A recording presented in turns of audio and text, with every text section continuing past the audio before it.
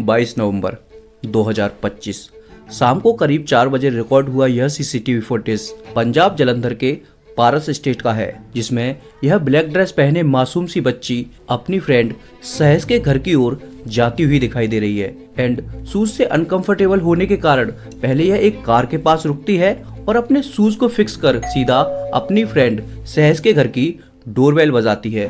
दरवाजा अंदर से खुलता है, यह मासूम सी बच्ची उस घर के अंदर चली जाती है। उस दौरान यह बच्ची अपनी माँ और भाई को बोलकर आई थी कि मैं अपनी फ्रेंड सहज के घर पर उसे बुलाने जा रही हूँ और तुरंत ही वापस आ जाऊंगी, क्योंकि इस बच्ची के माँ और भाई किसी काम के लिए बाजार जाने वाले थे। अभी जब इस 13 साल की मासूम सी बच्ची के माँ और भाई वापस आते हैं तो वो घर पर आकर देखते हैं कि उनके घर की लाइट्स वगैरह ऑन हैं और घर के सारे डोर्स अभी खुले हुए हैं। तो इस पर इस बच्ची की माँ अपने बेटे से जाकर बोलती है कि जा, तेरी बहन सहज के घर पर होगी, वहां से उसे बुला कर लेके आ। जब इस बच्ची का भाई अपनी बहन का पता करने सहज के घर पर जाता है तो उस समय पर उस घर के अंदर केवल महज के पिताजी यानी कि हरमिंदर सिंह थे और हरमिंदर सिंह ने इस बच्ची के भाई से कहा कि तुम्हारी बहन यहाँ पर आई तो थी, लेकिन वो यहाँ से काफी देर की चली गई है,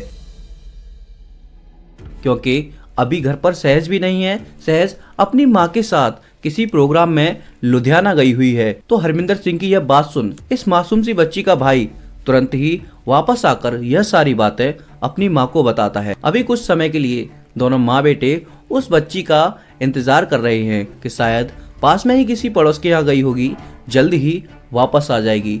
लेकिन पूरे 2 घंटे बीत जाते हैं और यह बच्ची अभी भी अपने घर पर वापस नहीं आती है।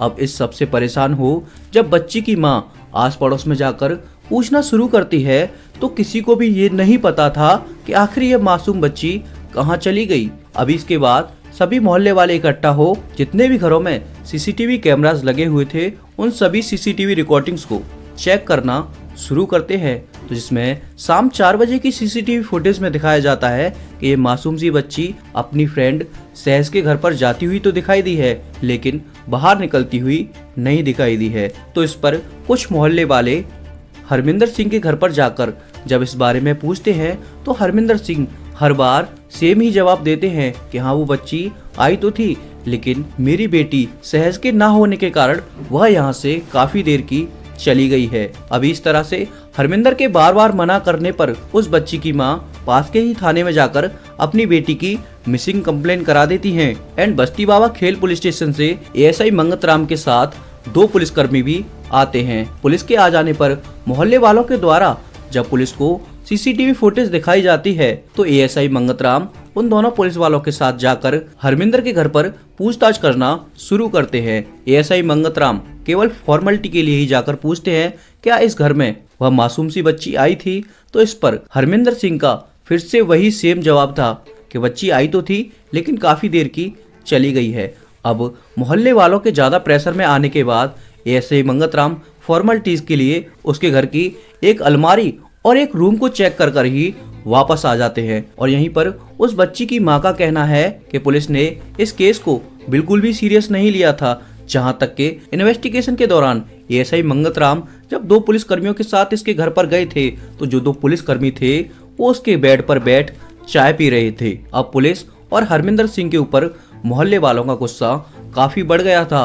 अब मोहल्ले वालों ने फिर से शाम 4 बजे से लेकर शाम 6 बजे तक की सीसीटीवी फुटेज को खंगाला, लेकिन शाम 4 बजे वाली सीसीटीवी फुटेज में यह मासूम सी बच्ची अंदर जाती तो दिखाई दी, लेकिन शाम के 6 बजे तक की सीसीटीवी फुटेज में वह बच्ची बाहर नहीं आती दिखाई दी। अब फ्रस्ट्रेशन में आकर सभी मोहल्ले वाले हरमिंदर के घर में जा उस बच्ची की छानबीन करना शुरू कर देते हैं। उसमें से कुछ मोहल्ले वाले नोटिस करते हैं कि जो बाथरूम का गेट है उस पर ऑलरेडी ताला लगा हुआ है। अब यहीं पर सोचने वाली बात यह थी कि आखिर बाथरूम के गेट से इस तरह ताला कौन लगाता है भला। तो उसमें से 1-2 मोहल्ले वाले उस ताले को तोड़ जैसे ही बाथरूम का गेट खोलते हैं तो सभी मोहल्ले वालों के रोंगटे खड़े हो जाते हैं। दरअसल उस बाथरूम के अंदर इसी मासूम बच्ची की डेड बॉडी पड़ी थी।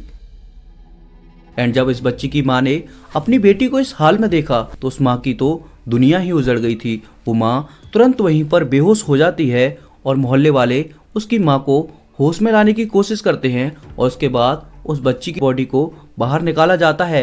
इसी के साथ साथ सभी मोहल्ले वाले मिलकर हरविंदर के साथ मारपीट करना शुरू कर देते हैं। यहाँ पर मैं शुक्रगुजार हूँ उन सभी मोहल्ले वालों का, जिस काम को आई हुई पुलिस नहीं कर पाई उस काम को इस मोहल्ले वालों ने बखूबी कर दिखा दिया। लेकिन इसी दौरान मौके पर स्टेट पुलिस पहुंच जाती है और हरमिंदर को गांव वालों से बचा अपनी हिरासत में ले लेती है और मोहल्ले वालों को तसल्ली दिलाने के लिए कहती है कि दोषी चाहे जो भी हो, हम उसे कड़ी से कड़ी सजा देंगे। अभी 23 नवंबर 2025 को जब हरविंदर सिंह अपने गुनाह को कबूल करने के बाद अपने इस घिनौनी हरकतों के बारे में बताता है तो वो सुनकर सभी की रूह कांप जाती है। हरविंदर सिंह ने बताया कि 22 नवंबर 2025 की शाम 4 बजे जब इस बच्ची ने उस डोरबेल को बजाया तो गेट खोलते ही उस मासूम सी बच्ची को देख इस हैवान की नीयत ही बदल गई। पहले इस हैवान ने इस बच्ची को बेडरूम में बुलाया, फिर बेड पर बिठाने के बाद यह हैवान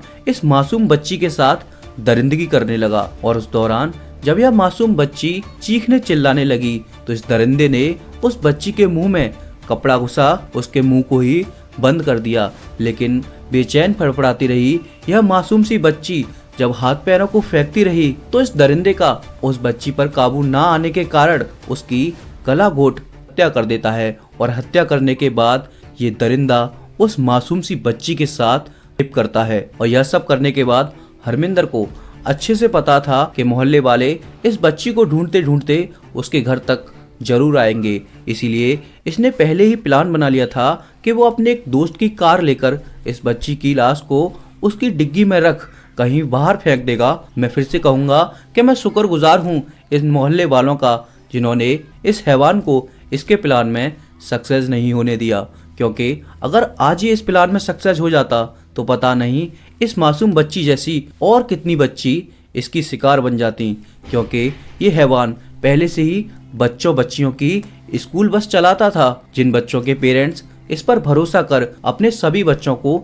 इसके साथ भेज दिया करते थे। सोचो, जिस इंसान की पहले से ही 2-2 बेटियां हों वो इंसान आखिर कैसे ऐसी हरकत कर सकता है। और ऐसे ही इस समाज में पता नहीं कितने हरमिंदर सिंह जैसे दरिंदे घूम रहे होंगे। तो मेरी आप सभी लोगों से एक छोटी सी रिक्वेस्ट रहेगी, अगर आपके घर में भी मासूम बेटी बच्चियां हैं तो प्लीज हाथ जोड़कर रिक्वेस्ट करता हूं कि उन बच्चियों को कभी कहीं भी अकेला ना जाने दें। अभी हम लोग यादन्या के केस से उभर भी नहीं पाए थे और इसी बीच एक और इसी तरह का केस देखने को मिल गया। मुझे पता नहीं पर क्यों लास्ट इन 2 केसेस पर वीडियो बनाने के बाद ऐसा फील हो रहा है कि मैंने किस समाज के अंदर जन्म ले लिया है। एंड बाकी अगर आप लोगों ने उस मासूम सी बच्ची यादन्या केस के बारे में नहीं सुना है तो मैंने उस केस की लिंक वीडियो के डिस्क्रिप्शन में दे दी है, तो उस केस को जानने के बाद उस केस को भी आप जितना हो सके सभी के साथ शेयर कर देना और आज वाले इस केस को भी सभी के साथ शेयर जरूर से कर देना, क्योंकि आप हम सबका एक शेयर दोनों मासूम बच्ची के परिवारों को इंसाफ दिला सकता है। बाकी इस हैवान हरमिंदर सिंह उर्फ हैप्पी के बारे में आप लोग क्या कहना चाहोगे, मुझे एक बार कमेंट बॉक्स में जरूर बताते जाना। बाकी आप लोगों से मैं मिलूंगा बहुत जल्द ही एक और नए वीडियो के साथ, एक और नए केस के साथ।